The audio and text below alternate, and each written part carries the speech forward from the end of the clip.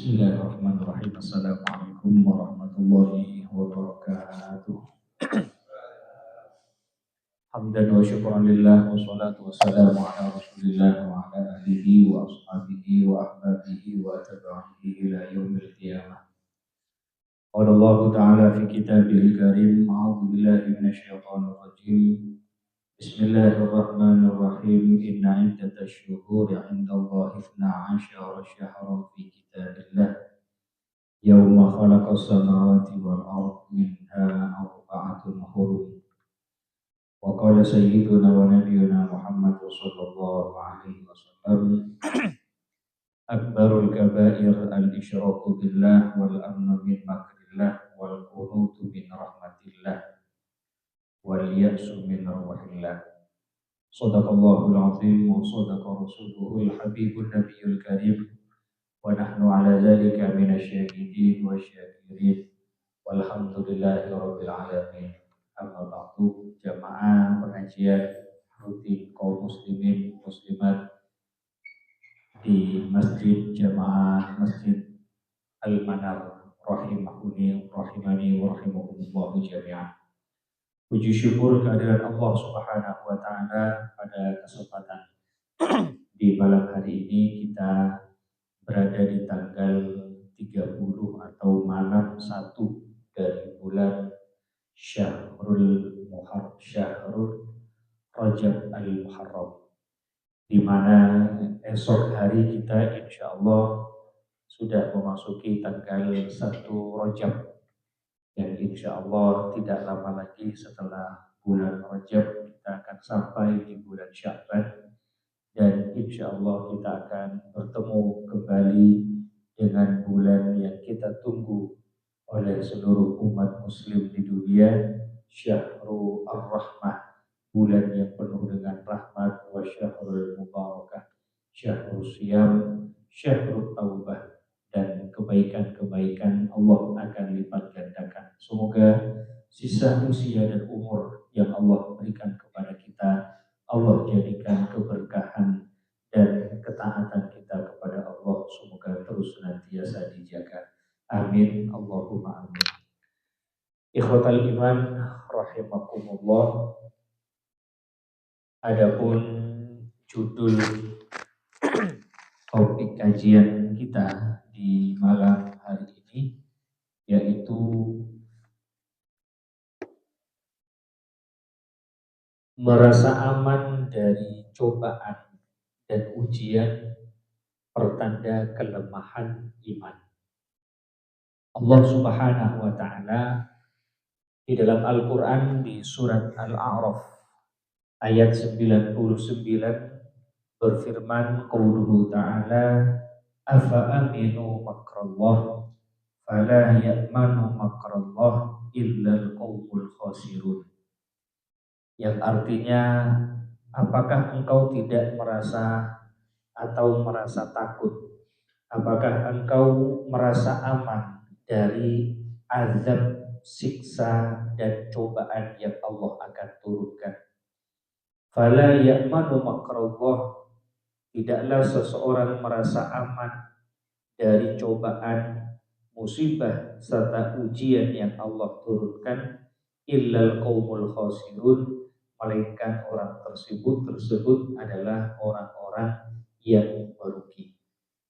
Ayat ini ikhwatal iman rahimakumullah menandakan kepada kita tentang yang pertama, ketika Allah Subhanahu wa taala menurunkan sebuah bencana dan musibah, yang seharusnya kita rasakan adalah ketakutan dan kekhawatiran. Oleh hal itu maka Al-Imam As-Sa'di rahimahullah ta'ala dalam tafsir Ibnu Katsir menjelaskan wala yajuzu al-amnu bi imanihim. Kita saja yang telah beriman itu tidak diperbolehkan merasa aman dan selamat dengan keimanan. Kalau kita lihat fenomena bencana alam di beberapa negeri, di beberapa tempat, ketika Allah Subhanahu wa taala menyelamatkan salah satu bangunan dari sekian banyak bangunan-bangunan yang ada, masjid contohnya Allah selamatkan, maka tidak diperbolehkan kita merasa aman hanya dengan keimanan yang kita miliki. Nah, terkadang kita merasa aman. Coba dilihat, wah jongokun masjid aman, bangunan lain roboh. Kalau kita beriman selamat, yang lain tidak selamat. Al-Imam As-Sa'di mengatakan wala yajuzu al-amru bi imani.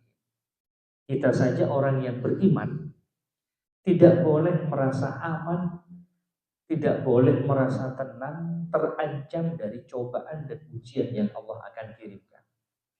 Mengapa demikian? Karena Allah Subhanahu wa taala mempunyai zat yang membolak-balikkan keadaan. Oleh karena itu maka kita diperintahkan oleh baginda Nabi Muhammad SAW setiap selesai sholat, ya muqallibal qulub tsabbit qalbi ala dinik. Ya Allah, teguhkan keimanan yang ada dalam hati.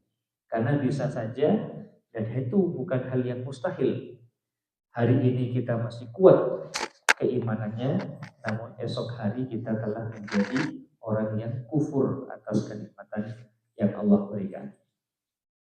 Kemudian ikhwatal iman rahimahullah, yang kedua, apa yang disampaikan oleh Al-Imam Hasan Al-Basri rahimahullah taala mengatakan bahwasanya al-mu'minu ya'malu bi-tha'ah wa huwa musyfiqun khaif, wal fajir ya'malu bil ma'asi wa huwa aminun.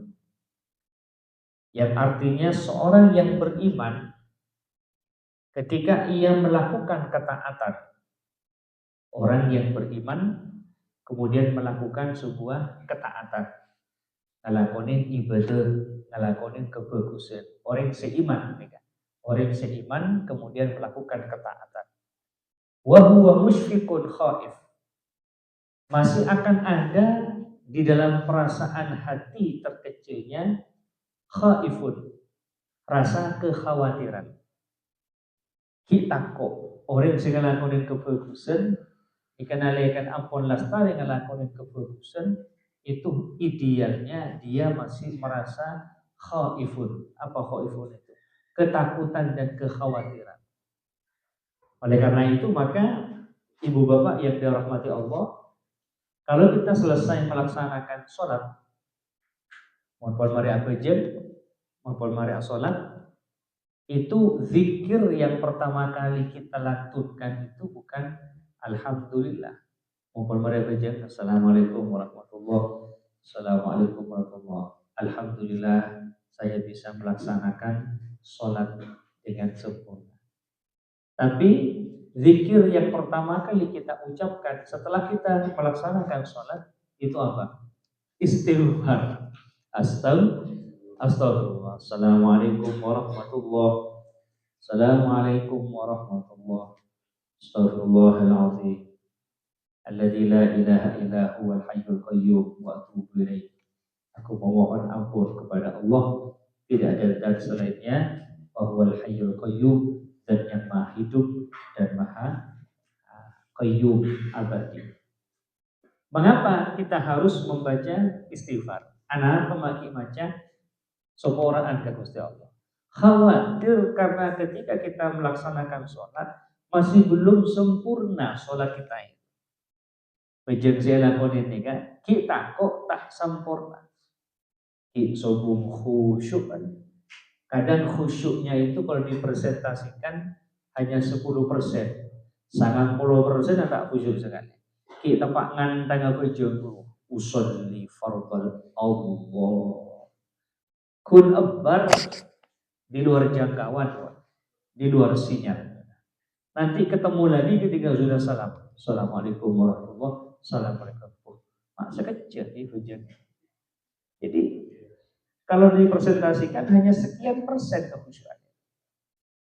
Atau tujuan kita sholat itu bukan karena raghbah, bukan karena kebutuhan dan kecintaan kita kepada Allah, tapi karena tekanan. Eko tak nyaman, tak apa je. Todus Bini asolat, masa reng laki tak jangan kalah bini. Kita sholat selaku orang tua. Kenapa sholat? Tak nyaman. Jadi anak cik juga kerja. Masa apa tak berarti tujuan ibadah sholat yang kita lakukan itu bukan karena Allah, bukan karena raghbah, bukan karena keinginan kita mendapatkan rahmat Allah. Oleh karena itu maka kita baca istighfar, astagfirullahaladzim. Sampai ajaran dalam agama ketika kita masuk dan keluar dari toilet, masuk ke jeding berdetuan, keluar dari jeding berdetuan. Kalau masuk ke jeding, masuk ke kamar mandi, masuk ke toilet, apa yang kita baca?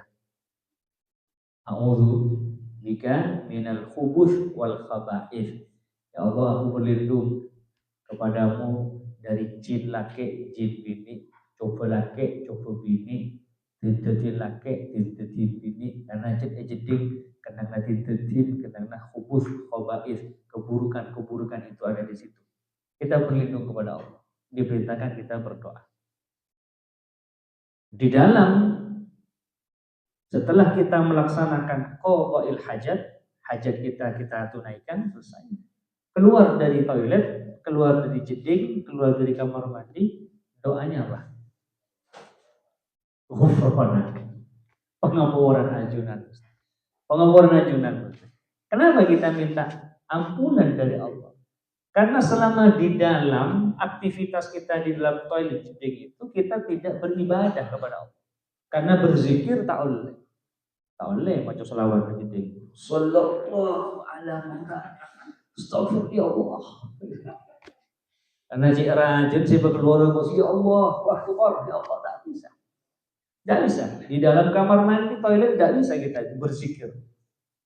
Mentalaffuzkan kalimat thayyibah tak boleh. Oleh karena itu maka kita keluar, itu yang kita mohon kepada Allah, ghufranak. Pengampunan ajunan Gusti, mun maturan nak mun pelancengan ya Allah yang sepura kita.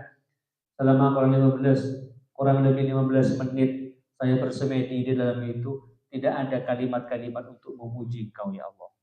Karena fokus akui aktivitas ini kan. Yang kita minta adalah ghufran, ampunan kepada Allah Subhanahu wa taala. Kembali kepada apa yang disampaikan oleh Al-Imam Hasan Al-Basri rahimahullah taala, al-mu'min ya'malu bil-tha'ah. Idealnya seorang yang beriman ketika ia melakukan ketaatan wa huwa musyfiqun khaifun.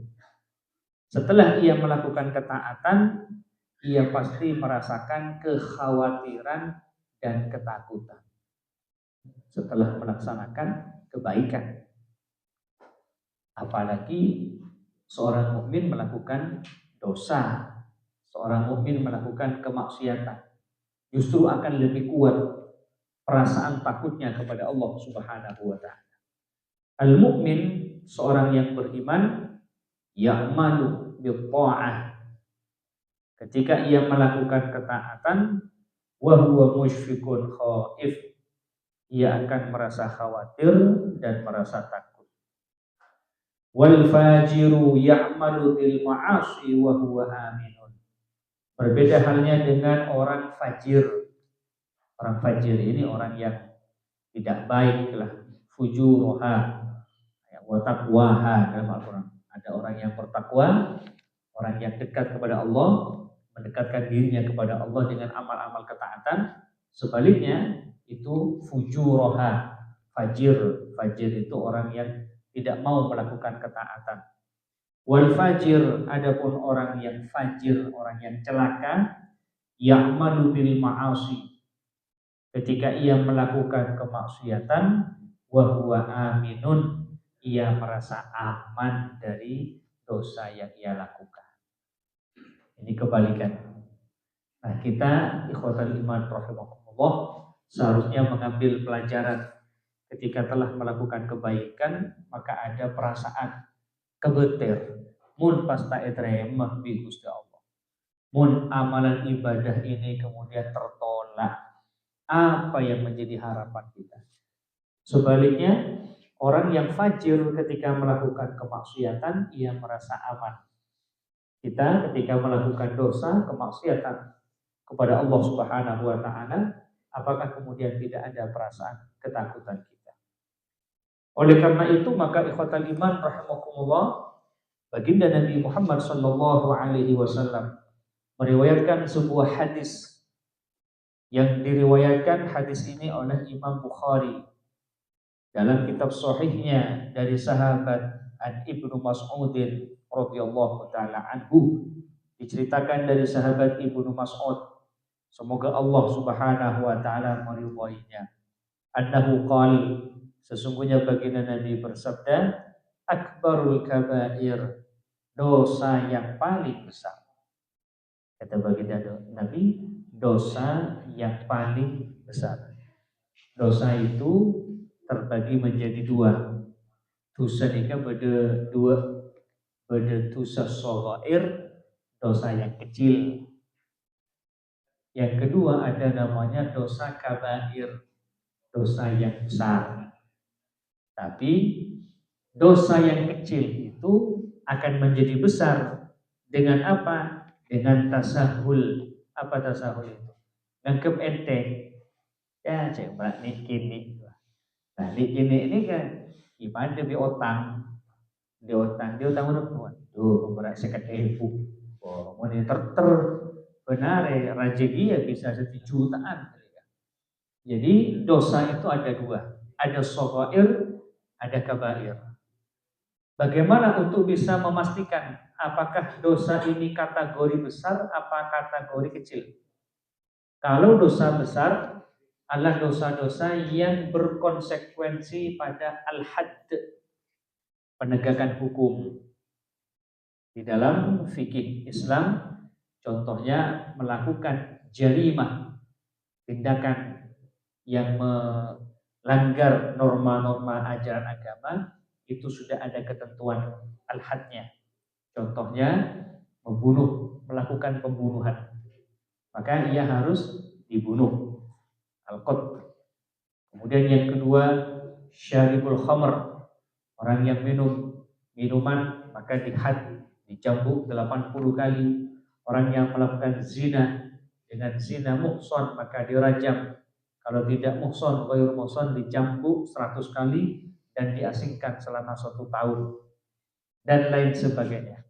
Ada juga hukuman bagi orang yang mengira, menyangka, menuduh, memfitnah orang lain melakukan perbuatan buruk, fahisyah, menyangka seorang melakukan perbuatan zina. Maka orang yang menyangka ini jika tidak mendatangkan 3 saksi, maka ia harus dicambuk 100 kali cambukan. Jadi ini masuk kategori dosa besar. Jadi dosa rajanika biasa dosa sebeda al-had bada okomana. Yang kedua ada dosa shaghair, dosa kecil. Dosa kecil ini contoh adalah al-ghibatu wan namimatu wal hasad, mengadu domba, memfitnah, al-hasad iri, dengki, al-kadzib, kadzib berdusta, berbohong, al-kibr, kibr sombong, merasa, al-tafakhur bi nafsihi wal i'jab li nafsihi, merasa diri kita lebih baik daripada orang lain. Ini masuk kategori dosa. Sudah dosa. Tidak ada had memang. Namun kalau tetap dibiarkan, dosa-dosa ini akan menjadi besar. Maka baginda Nabi Muhammad SAW bersabda, bagaimana kata baginda Nabi, ittaqillah haitsu ma kunta wa atbi'us sayyi'atal hasanata tamhuha. Bertakwalah engkau kepada Allah dimanapun kau berada, wa atbi'us sayyi'atal hasanah tamhuha. Dan jangan lupa selesai kita melakukan maksiat dan dosa, ikuti hal dengan kebaikan. Jadi ditutup dengan kebaikan, karena setiap kebaikan yang kita lakukan bisa menghapus dosa yang kita lakukan. Ikhwatal iman rahimakumullah, kembali kepada apa yang disampaikan oleh baginda Nabi, Qala akbarul kabair, dosa yang paling besar. Jadi ada dosa kecil, ada dosa besar, ada yang dosa paling besar. Yang pertama al-isyraku billah, menyekutukan Allah, syirik kepada Allah. Nanti kita akan masuk pada pembahasan, karena akhir-akhir ini banyak sekali sebagian dari kalangan umat Islam yang mudah mengisyrakkan, mudah mengkategorikan orang yang melakukan amalan yang tidak sama dengan amalannya itu dianggap melakukan suatu bid'ah, syirik. Nah, ini sekarang banyak kemudian mentashyrikkan, mengisyrakkan, mudah mensyirikkan, mudah mengkafirkan. Nah, ini diantaranya hal yang berkaitan dengan tawassul. Tawassul itu meminta wasilah kepada Allah Subhanahu wa taala. Di dalam kitab Irsyadus Sari fi Jam'i Musannafat Ki Hasyim Asy'ari, rangkuman kitab yang ditulis oleh Hadratus Syekh Ki Hasyim Asy'ari, beliau menjelaskan bahwasanya bab masalah tawassul ada perbedaan pandangan ulama. Yang pertama, ada kelompok yang memperbolehkan. Karena tawassul itu ada dua. Ada yang bertawassul dengan amal soleh kita. Amal soleh kita. Dan itu muttafaq, seluruh ulama berpendapat itu diperbolehkan. Yang kedua, bertawassul dengan orang yang baik, kepada para nabi, para rasul, solehin dan lain sebagainya. Wa hadza mahallul khilaf, kata Hadratus Syekh Ki Hasyim Asy'ari. Dan pada poin ini ada perbedaan ulama. Ada yang memperbolehkan bertawassul kepada nabi, rasul, orang-orang soleh, termasuk orang tua kita. Oh Pak, minta Tuhan barokah lagi, sabar barokah ujian dan boleh semakin muka-muka. Ini bertawassul kepada orang lain. Wahada mahallul khilaf. Di sini terjadi perbedaan.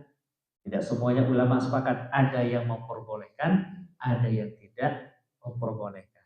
Namun kaidah dalam fikih kemudian menyatakan jika suatu pendapat itu masih ada pandangan atau pendapat dari ulama, la yajuzul inkar fi makhtalaf alaih. Tidak diperbolehkan kita mengingkari sesuatu itu jikalau masih ada pandangan ulama hal itu. Yang memperbolehkan ada, yang mengharamkan ada. Berarti di sini mahallul khilaf. Maka tidak boleh kita seperti-merta mengingkari hal ini walaupun tidak sesuai dengan apa yang kita yakini, tidak boleh. Wa innama yajuzul inkaru fi mattafaq alaih.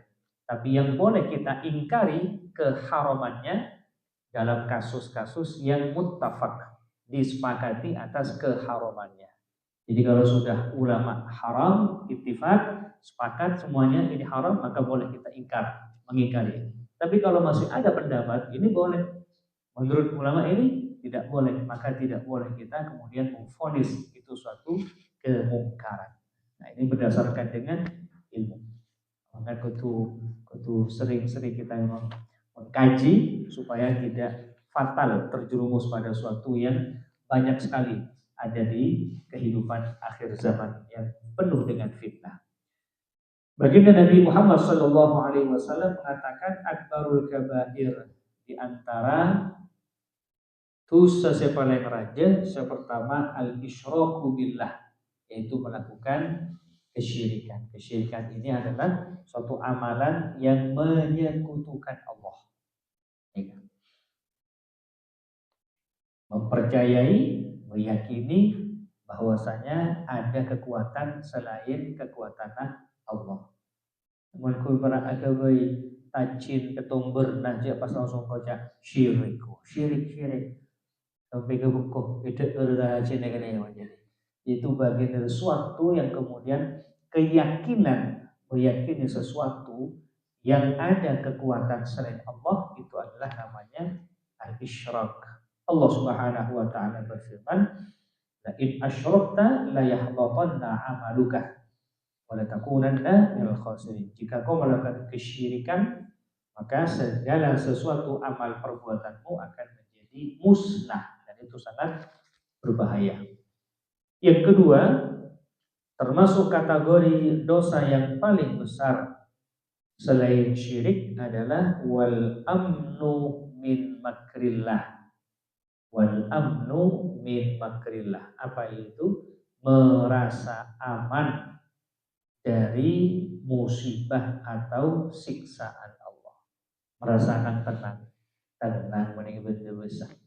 Tak mun se tanah longsor kan ini Sumatera. Mengenai kembang santai-santai saja. Ibarat gunung kan ini. Di barat kita ini gunung. Timur benda besar ini kayak keliling gunung. Dia beda gunung, laut beda gunung, timur beda gunung. Nah, merasa aman dari makar Allah, dari azab Allah itu merupakan tanda lemahnya keimanan kita. Dan tidak ada suatu musibah dan bencana yang Allah turunkan kecuali karena dosa yang dilakukan. Suatu ketika di zaman Khalifah Umar bin Khattab radhiyallahu taala anhu terjadi yang namanya az-zalazil. Zalazil nikah gempa bumi. Mun baturan apa? Ledu. Aku jegua. Tak tahu malam berledu nih. Kalau aku juk yang hitungan itu goncangan ledu ini kan terjadi di zaman Khalifah yang kedua Umar bin Khattab radhiyallahu taala. Apa yang beliau katakan? Man ladzi madzamba alladzi yusibuka alaikum? Ya ahlal Madinah. Hei orang-orang ahli Madinah. Hai penduduk Madinah. Apa yang kau lakukan? Dosa apa yang kau lakukan? Karena semenjak aku di sini belum pernah terjadi gempa. Ya, baca malaikat kanjeng Nabi dan sahabat tidak ada gempa. Kok sekarang kemudian terjadi gempa? Apa yang kau lakukan? Dosa apa yang kau lakukan? Karena tidak ada suatu musibah kecuali Allah turunkan yang disebabkan dengan dosa yang dilakukan. Ini yang kedua, wal amnu min makrillah. Dan kita doakan muka-muka saudara-saudara kita yang sekarang terdampak musibah di Sumatera, walaupun kita tidak kenal, tidak punya saudara di sana, namun doa kita dengan penuh keikhlasan di malam hari ini semoga bisa meringankan beban dan penderitaan saudara kita yang ada di Sumatera. Karena kurang lebih sudah 3 pekan lebih selekor areh kurang lebih selekor parah sebulan. Mereka itu hidup dengan keterbatasan, tidur di tenda-tenda terpal. Misalnya, mungkin lebih pancingan saya semakin ingin masjid AC, tengit kita dengar pengajian, anak sip. Tapi mereka di sana itu tidur tenda tanpa listrik, terbatas makanan, sedek sobu, air bersih, air minum tidak ada karena sumur-sumur mereka terendam lumpur. Mak tegar ada terus. Saya baca beres, baca kenapa baca? Celok tapi kita di sini alhamdulillah perengan beda tahu merontak. Ini masjid. Dapat kecompo ada mana? Masjid beda ini sudah hampir kurang lebih 3 pekan, 21 hari kurang lebihnya mereka terdampak penampak musibah hidup dengan keterbatasan.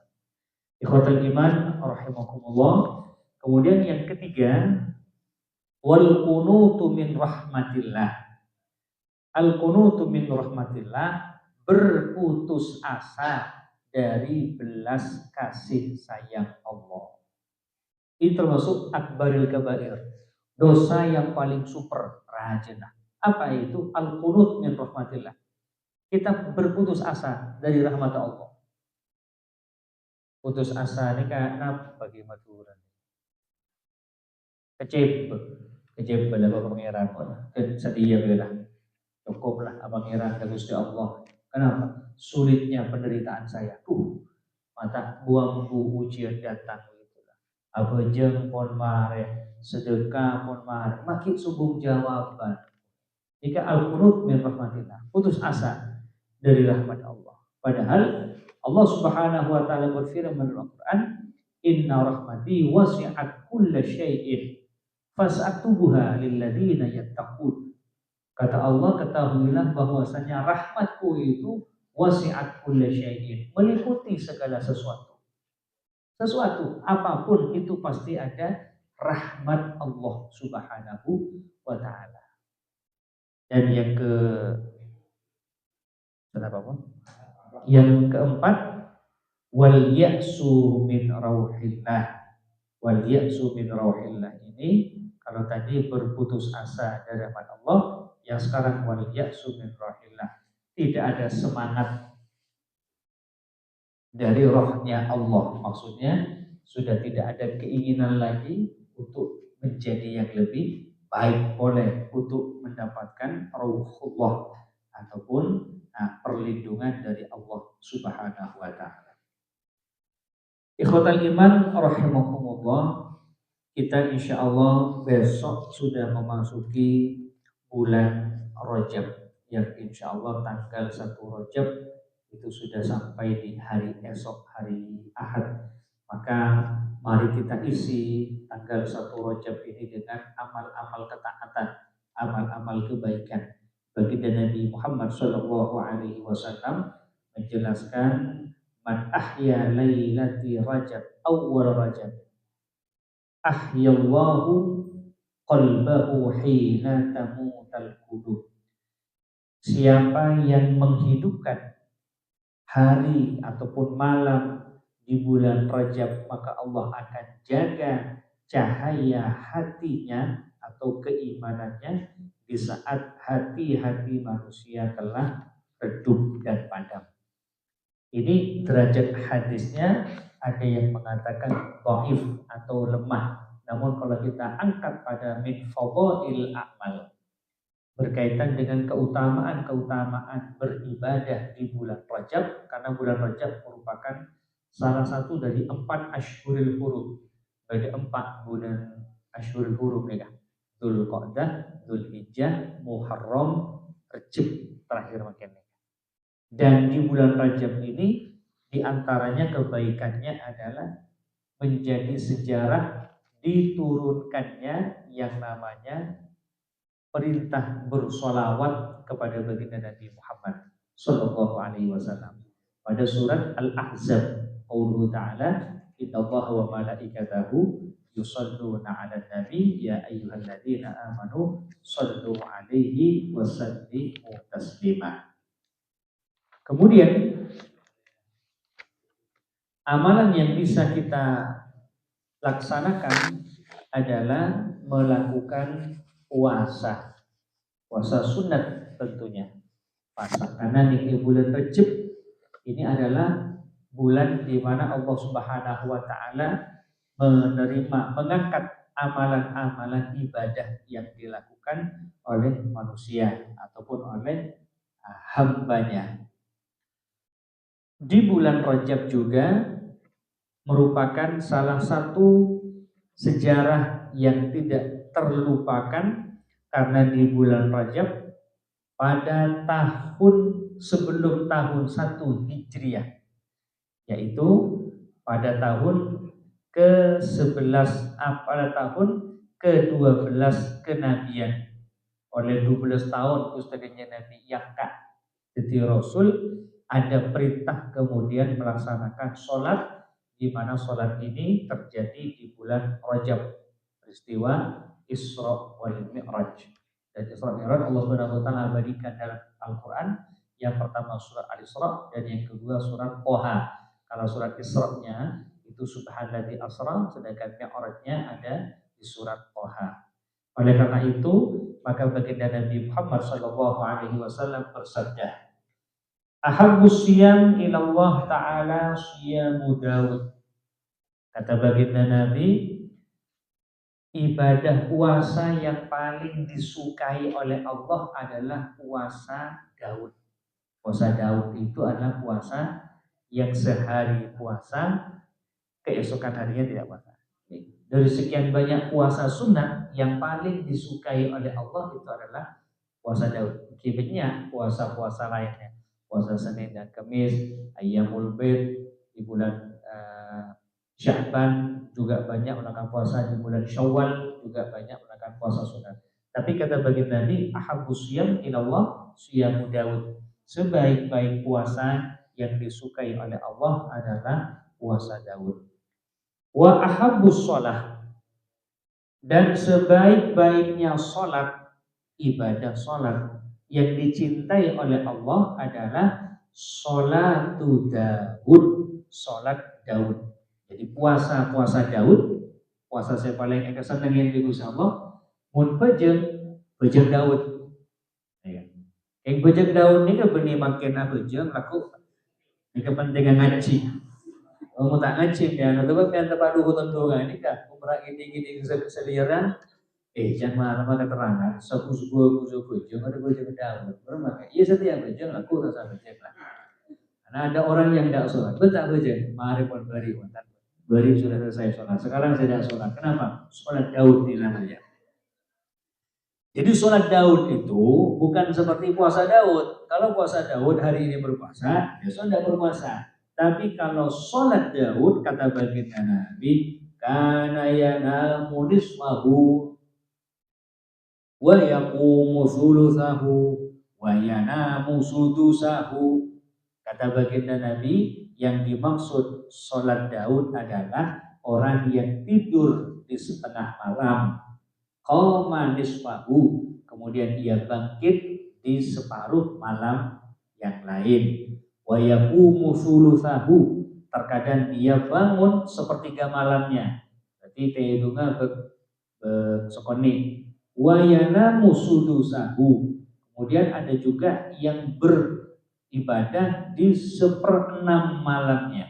Jadi semakin sekoni sehari mari isya asarin, kol sangat tak asarin namun terus ibadah sampai subuh, atau sepertiga malamnya, jam 9 tidur, jam 12 bangun, jam 1 sampai jam 4 dia tahajud, atau nisfahu, separuh malam, jadi dari maghrib tak asarin namun tak istirahat, dari isya sampai malam itu dia lakukan ibadah qiyamnya.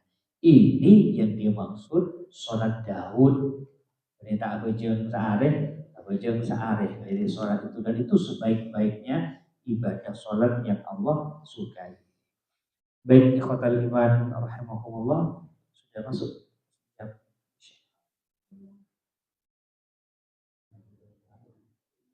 kurang 5 menit, kurang 5 menit sebelum saya akhiri kajian di malam hari ini. Ada beberapa informasi yang saya sampaikan. Yang pertama, perihal tentang kajian rutin bulanan. Insya Allah di bulan ini merupakan akhir dari kajian ini, dan insya Allah selama bulan Rajab dan Sya'ban majelis taklim yang kita bina sementara kita liburkan untuk persiapan menyambut datangnya bulan Ramadan, dan itu serentak di beberapa majelis taklim. Kemudian yang kedua, di malam ini kami ingin menawarkan program wakaf produktif yang dimiliki oleh Lembaga Pendidikan Pondok Pesantren Darul Qur'an Al-Ghazali. Jadi seperti yang pernah saya sampaikan di kajian di tempat ini atau di Jember ya, di Jember, Masya Allah lupa. Ada 5 cara berinvestasi kita dengan menggunakan harta yang kita miliki. Yang pertama dengan cara hibah, dengan cara memberikan, beri jika termasuk cara kita menginvestasikan harta kita. Yang kedua dengan cara sedekah, bersedekah. Yang ketiga dengan cara wakaf, dan yang keempat dengan cara qirat. Qirat itu meminjamkan kepada orang yang memberi, itu pahala bagi yang meminjamkan, or nyerah oleh pinjaman, itu namanya qirat, namanya pinjaman. Dan yang nomor 6 ada namanya wakaf produktif. Wakaf produktif ini ketika kita mewakafkan sebagian harta kita untuk dikembangkan dan dikelola, maka dengan jumlah nominal wakaf itu akan bertambah juga asas manfaatnya yang bisa kita peroleh pahalanya. Kebetulan di pesantren Darul Quran Al-Ghazali itu sedang membuka usaha-usaha lembaga produktif untuk keberlangsungan anak-anak santri di situ. Yang hal ini di malam ini ada voucher wakaf produktif berharga bertarifnya 50.000 rupiah seket ibu sekasokan untuk yang mau untuk wakaf produktif ini harganya 50.000 dan insya Allah ini terus akan berkembang dari 50.000 usaha-usaha pesantren itu ada pesantren ini ada beberapa usaha diantaranya ada sawah yang dikelola secara profesional, kemudian kita mendapatkan amanah tanah wakaf yang di atasnya insya Allah kita akan kembangkan menjadi kafe tempat ngopi-ngopi. Nah di situ sekarang ada 5 santri yang kita didik menjadi barista, mungkin kan ngetrade kopi-kopi. Harga per cangkirnya kopinya 18.000 terkena kopi karena sekolah mengkopi irung berung 3.000 lah.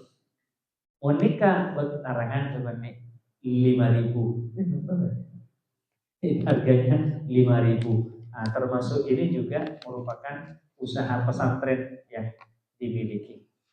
Baik ikhwatal iman rahimakumullah, kita akhiri kajian hadis di malam hari ini dengan memohon kepada Allah Subhanahu wa taala semoga apa yang telah kita kaji, ilmu yang kita peroleh Allah jadikan ilmu yang bermanfaat dan barokah. Al-Fatihah.